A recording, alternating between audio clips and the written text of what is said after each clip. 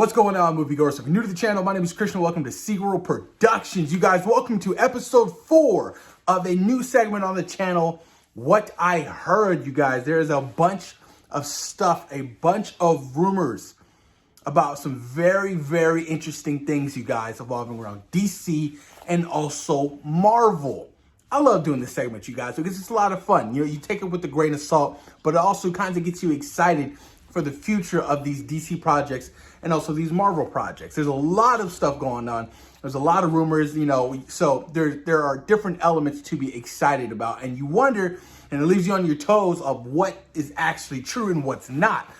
But let's dive deep into this, you guys. I cannot wait. So, apparently Tom Holland is making his deal of the lifetime.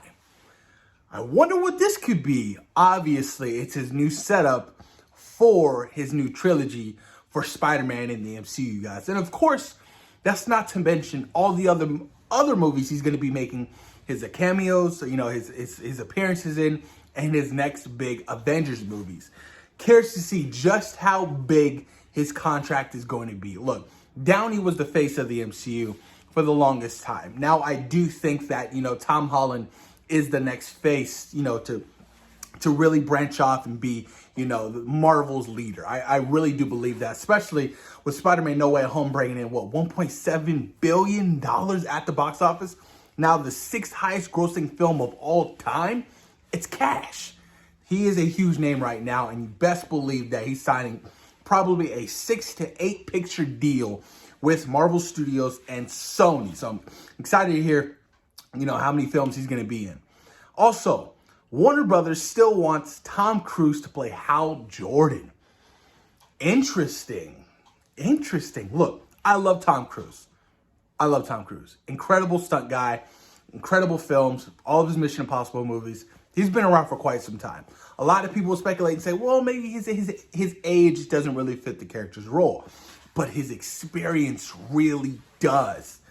Look, I wouldn't mind seeing Tom Cruise play Hal Jordan in the DCU. I think that would be a lot of fun. You know, I would love and I would support that, you know, to its fullest extent, you guys. Hell, I loved Ryan Reynolds as the Green Lantern when he was the Green Lantern. He was really, really fitting for that role.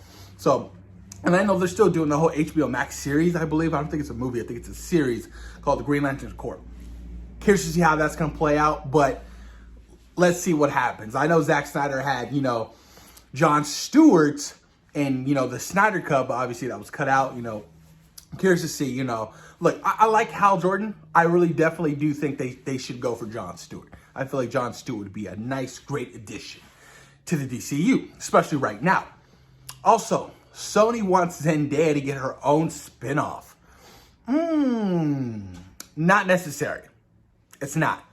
I'm hoping we can now get away from Zendaya's MJ and possibly even do a Gwen Stacy or a Black Cat love interest for Spider-Man. Completely fine with that. I don't need a Zendaya spinoff for MJ. I really don't. Maybe a Disney Plus short, you know, but it's just not really needed. It's not. Also, Andrew Garfield will get everything he wants. That's obviously in the world of Spider-Man and him returning to play Spider-Man, possibly in Tom Hardy's Venom universe or even Morbius's universe. We don't really know what's happening with that. All we know is Sony wants Andrew Garfield back to play Spider-Man. Hell, this is the other thing. They want all 3 of them back to do another movie. All 3, Tobey Maguire, Andrew Garfield, and Tom Holland. That's huge. That is huge. Do I think it's going to happen? No. Unless they do a Secret Wars movie. Then the possibilities are endless because you get different variants of these characters in that movie. I'm excited though. I would love to see Tobey Maguire return. I just don't want them to be like, okay, he's returning, but we're going to kill him off. I think that's distasteful. You don't bring back Tobey Maguire as Andrew Garfield and end his story by him dying. You don't. Unless he has a daughter and she has the powers and she's Spider-Woman. Okay, makes sense, you know. But I would be very heartbroken if they did kill off Tobey Maguire Spider-Man. That would suck. Colin McCullough, I think that's how you say his name. The kid from Stranger Things is one of the top choices to play Static Shock for DC. I don't know anything about Static Shock whatsoever. Hopefully it's good. I mean, hell, it must be good if Michael B. Jordan is producing it. That's going to be pretty interesting. Zazie Beetz will return as Domino for the MCU. Completely fine with that. I love Zazie Beetz. I love her, especially in Atlanta. She was great at Joker. I can't wait to see her return as Domino in the MCU. I really enjoyed her character as Domino. I just rewatched Deadpool 2, literally, I think it was like 2 days ago. Such a good movie. What else, you guys? What else? Oh, okay. There will be some Marvel heroes in Secret Invasion. Makes all the sense in the world. Why wouldn't you have Marvel heroes? They're actually currently shooting that right now. There's a bunch of set photos of Samuel Jackson. You also have, oh my God, I completely forgot his name. The Skrull. Completely forgot his name. Maria Hill. The new actress from Game of Thrones. I'm terrible with names right now. Just terrible. But they're all on set. I'm really curious to see just how good this Secret Invasion series is going to be. You know, I was surprised when they announced it to be a series. I was like, a series? Really? Okay. Hey, look, I trust and believe in Marvel Studios, you know, so if they have it all mapped out, you know, for a 6 to 8 episode series, I'm with it. You know, I'm with it. I'm just curious to know who is really who and who's not. Who's an actually, you know, who's a Skrull? That's what I'm really excited to find out. That's going to be very interesting. Also, Leto signed for a Morbius Trilogy plus cameos and other spin-off projects. No surprise here. Actually, kind of a surprise. I didn't ever think we'd get a Morbius Trilogy. Do we need a Morbius Trilogy? Probably not. But I'm excited for the introduction to Morbius in Sony's Spider-Man universe. I'm hella excited. That shit looks dope. Morbius is still one of my most anticipated films of this year.